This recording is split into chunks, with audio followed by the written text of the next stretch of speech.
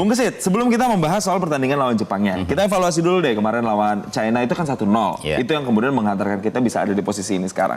1-0 itu poin penting apa yang kemudian membuat kita unggul? Apakah kemudian bondingnya, strateginya, atau apanya kira-kira? Iya, dari kemenangan 1-0 atas China tentunya menjadi kemenangan yang penting ya, Jason ya, Valen.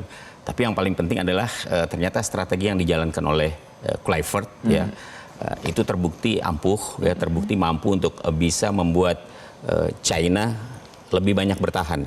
Ya, kemudian kita mencoba untuk menekan, tapi yang jelas bahwa selain strategi yang ditampilkan oleh Kluivert ya, karena sebelumnya kan sudah ada pelajaran berharga ketika Indonesia kalah 1-2 di Qingdao ya. Dengan hadirnya sejumlah pemain lokal ya, ada Kambuaya yang tidak diduga-duga ternyata tampil sebagai starter. Kemudian juga ada Yaakob Sayuri yang juga tidak diduga-duga tampil sebagai starter, serta Egy Maulana Fikri dan Rizky Ridho. Jadi saya pikir hadirnya 4 pemain asli Indonesia di line up pertama yang diturunkan oleh Kluivert ini juga menjadi salah satu faktor juga ya, yang membuat Indonesia kemudian mampu untuk bisa menaklukkan Cina, walaupun hanya dengan 1 gol, dan itu pun melalui titik penalti lewat gol oleh Romeni. Tetap saja ya menang. Nah tapi Bung Kesit, ini kan melawan Jepang. Banyak orang yang bilang, wah berat nih. Kalau ranking FIFA beda jauh, ya kan? Beda hampir 100 nomor. Terus kalau misalnya kita lihat dari potensi untuk bisa gol, beda jauh juga. Jepang 3,5 gol per match, Indonesia 0,5 gol per match. Nanti hitung-hitungannya kira-kira gimana tuh? Apakah bisa imbang, menang, atau gimana? Ya kalau hitung-hitungan di atas kertasnya memang siapapun pasti akan mengunggulkan Jepang ya. Karena dari sisi peringkat memang mereka sangat luar biasa, 15 ya, paling tinggi di antara negara-negara peserta di grup C. Indonesia di 123 ya per April. Kalau lihat dari gol rata-rata yang diciptakan oleh Jepang, memang Jepang jauh lebih hebat ya. Tapi ini adalah pertandingan sepak bola ya. Kesempatan setiap tim sama gitu. Kalau kita balik lagi ke hitungan di atas kertas, Jepang memang sulit untuk bisa ditaklukkan. Kita pernah kalah 0-4 di Jakarta ketika itu. Dan kali ini Jepang sebagai tuan rumah, pastinya mereka tidak mau untuk kalah ya. Apalagi melawan Indonesia begitu, yang notabene rankingnya sangat jauh. Tapi lagi-lagi bahwa pertandingan ini sudah tidak menentukan bagi Jepang dan juga bagi Indonesia. Tapi gengsi tetap ya, gengsi tetap akan dibawa oleh kedua tim. Dan saya pikir untuk Indonesia bisa menahan imbang aja ya, walaupun Jepang ini akan menurunkan pemain-pemain lapis kedua. Ya, karena pemain-pemain utama mereka praktis tidak diturunkan oleh pelatih Jepang ya. Tapi Jepang lagi-lagi dengan pemain-pemain yang yang lebih banyak duduk di bangku cadangan, tapi mereka tampil di klub-klub besar Eropa ya. Jadi pengalaman bertanding mereka juga sangat luar biasa, dan semangat tidak mau kalah juga pasti sangat luar biasa dari Jepang. Kalau berbicara melawan komposisi pemain mereka yang pemain pelapis begitu ya, apakah kita bisa menerapkan strategi yang kita terapkan kemarin pada saat kita melawan China untuk melawan Jepang, atau justru ada pembeda lagi untuk kemudian bisa melawan mereka ini? Iya, karena pertandingan ini sudah tidak menentukan ya. Artinya Indonesia sudah aman untuk ke round keempat. Jepang juga sudah memastikan diri lebih awal lolos ke Piala Dunia. Artinya pertandingan ini memang bagi kedua tim menurut saya menjadi ajang yang sangat penting untuk, kemarin Kluivert bilang bahwa dia akan mencoba menampilkan strategi yang berbeda. Boleh saja ya itu dilakukan untuk bagaimana kemudian melihat potensi dari tim nasional Indonesia.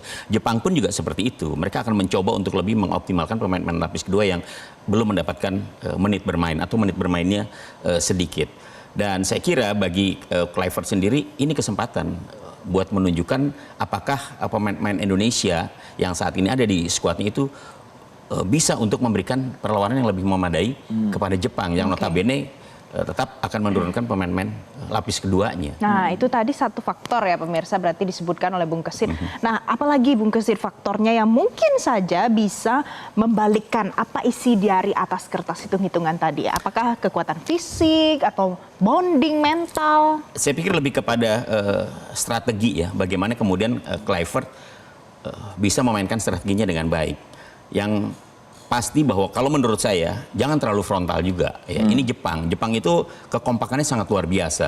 Bola-bola pendek mereka sangat luar biasa. Ketika mereka ada di area penalti, area pertahanan Indonesia itu mereka umpan-umpan pendeknya sangat luar biasa. Australia kemarin walaupun Jepang akhirnya tertinggal atau kalah 0-1 dari Australia, tapi mereka lebih mendominasi permainan dan serangan-serangan mereka ketika berada di area penalti lawan itu sangat luar biasa. Ya, ini yang harus diantisipasi oleh Indonesia. Kita punya pertahanan yang sangat tangguh ya. Menurut saya dengan trio Itzes, Justin Hapner dan Rizky Ridho itu tampil sangat luar biasa sepanjang pertandingan. Artinya Kluivert bisa lebih mengoptimalkan lini pertahanan dengan senjata pamungkas kita counter attack ya.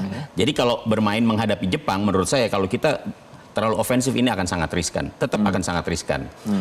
Bermain defense untuk kemudian mencuri kesempatan ketika melakukan counter attack, saya pikir ini akan lebih lebih efektif. Ya, ya. Dan lebih ini ya defense. Ya. Kalau itu kan strateginya. Ini sekarang kita berbicara personnya atau siapa yang diturunkan nanti ke lapangan. Ada sejumlah nama-nama, misalnya yang main-main muda deh, ada Beckham Putra itu kan diturunin. Kemarin ada Jait Itzes. Bagaimana Bung Kesit melihat kehadiran pemain-pemain ini dan kontribusinya nanti kalau misalnya mereka turun untuk melawan Jepang? Iya, tadi saya katakan bahwa ini kesempatan bagi Kluivert untuk mencoba ya, karena pertandingannya memang sudah tidak menentukan lah ya. Jadi mencoba untuk tampil dengan kekuatan penuh ini juga sangat bagus bagi Kluivert. Mumpung ketemu Jepang yang rankingnya di atas, ya kita tahulah bagaimana kekuatan Jepang, tim yang paling kuat di grup C ya. Kesempatan untuk menurunkan skuad terbaik Kluivert. Apakah kemudian formasinya berubah? Misalnya hampir 90% misalnya nanti dia menurunkan skuad pemain-pemain diaspora, bisa aja untuk menguji kekuatan mereka gitu. Tapi bisa juga memberikan menit bermain, memberikan kesempatan kepada pemain-pemain lokal Indonesia lebih banyak lagi ya pada saat menghadapi Jepang nanti. Jadi saya pikir kalau pemain-pemain yang ada seperti Ricky Kambuaya, Yakob Sayuri, Stefano Lillipali yang baru masuk, Yance Sayuri, bisa saja dicoba ya, memberikan kesempatan kepada mereka untuk bisa tampil lebih percaya diri lagi, memberikan menit bermain, memberikan pengalaman bertanding untuk persiapan round keempat. Walaupun masih lama ya, karena di bulan September nanti round keempat baru dimainkan. Ini kesempatannya ya. Kesempatan. Jadi bisa nanti kita lihat siapa-siapa saja yang mungkin diturunkan oleh Patrick Kluivert. Tapi Bung Kesit, kalau dari pemain Jepang, siapa sih yang harus diwaspadai? Harus diantisipasi. Antisipasi dari nama-namanya itu. Jepang walaupun banyak menurunkan pemain lapis kedua, tapi nama-nama seperti Takefusa Kubo itu masih ada dalam line up. Wataru Endo masih ada dalam line up ya. Walaupun memang ada banyak pemain-pemain lapis kedua ya, tapi tadi saya katakan bahwa pemain-pemain lapis kedua Jepang pun banyak yang berkiprah di klub-klub besar di Eropa. Sebut saja misalnya Suzuki, Yate Suzuki, striker mereka itu tampil bersama Brøndby dan musim ini dia akan bermain untuk Freiburg Jerman bersama pemain Jepang lainnya yang saat ini juga sudah ada di Jepang di Bundesliga ya.